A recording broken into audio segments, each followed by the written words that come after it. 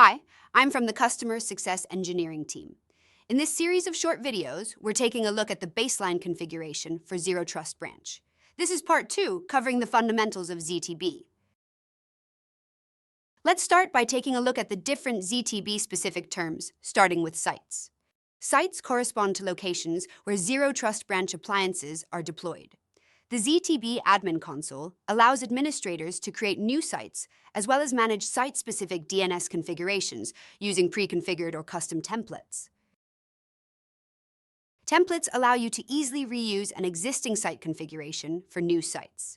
In a large-scale global deployment of Zero Trust Branch, managing each site individually is time-consuming and prone to errors. Zscaler provides a set of templates in both standalone and high-availability configurations, so that you can build sites quickly. You can also create custom templates based on the default set. The Assets section provides admins with visibility into all endpoints connected to the network, along with their health status. Zero Trust Branch leverages multiple techniques: DHCP options, HTTP user agent, SSL fingerprints, and MDNS, to help automatically identify assets. In addition, ZTB integrates with third-party vendors, such as Armis, to further enhance the accuracy of the device discovery process. After an asset has been discovered, ZTB tags the asset automatically. If you have configured third-party integrations, these may also create additional tags. Tagging provides additional information about an asset, allowing you to create policies that are not based on IP addresses. Tagging helps with resource categorization, simplified policy management, granular access control, traffic flow analysis, and operational efficiency.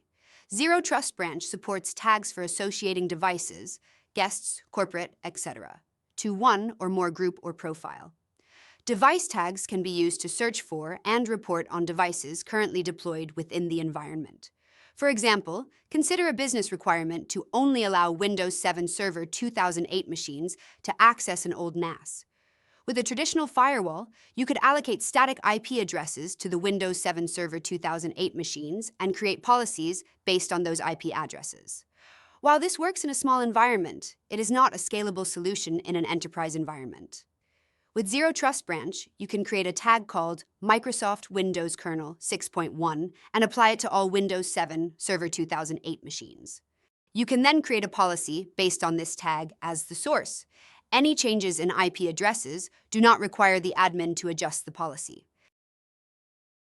Zero Trust Branch allows you to create routing policies and control traffic from branch sites to specific destinations based on defined criteria, ensuring secure and optimized routing.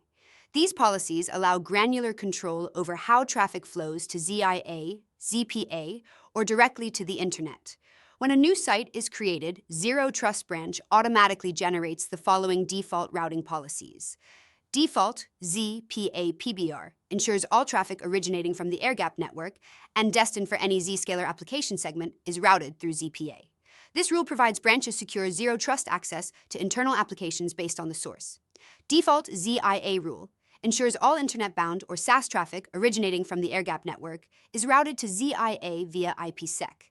This rule ensures secure access to the internet and SaaS applications for branch sites. It uses auto-established IPsec tunnels for secure branch-to-ZIA connectivity. Default App Segment PBR ensures traffic originating directly from ZTB, which is destined for Zscaler app segments, is routed to ZPA. Default Zscaler rule, a catch-all routing rule that ensures any traffic from any IPv4 network destined for Zscaler IP addresses is sent through the local or wide area network interfaces. It routes traffic to the nearest Zscaler data center and uses primary and secondary interfaces for redundancy. By leveraging default policies, you can immediately enforce zero trust principles while maintaining seamless connectivity to internal applications, cloud services, and the internet. Zero Trust Branch makes routing decisions based on defined criteria in the routing policies, allowing traffic to be steered dynamically between network interfaces. ZTB can load balance, failover, or programmatically optimize distribution. For example, you can configure a routing policy that connects a source to the internet via two WAN links, using the primary interface for active traffic and the secondary interface for failover or redundancy. With these policies, IT teams can define routing rules to optimize performance, maintain compliance, and adapt to evolving business needs, ensuring that every connection and device is protected at all times. You can also configure application-based routing policies that allow the Zero Trust branch appliance to route traffic only to specific applications. You can define a SASE-apps object with specific applications based on your requirements. Zscaler provides a list of predefined SaaS apps that you can use to create a SaaS apps object. Then, you can define a routing policy with the SaaS apps object as the destination. ZTB handles and maintains the IP addresses of the SaaS apps, reducing manual maintenance. For example, you can create a Corp Apps object for corporate applications, and then create a routing policy with the Corp Apps object as the destination criteria. This ensures that only traffic to the specific applications defined in the Corp Apps object is allowed, and all other traffic is blocked. To round this video off, here are 2 quick, concrete recommendations. First, make sure you create copies of the default templates to work from when creating your own custom templates. The default templates cannot be modified, and cloning them will give you a base to work from.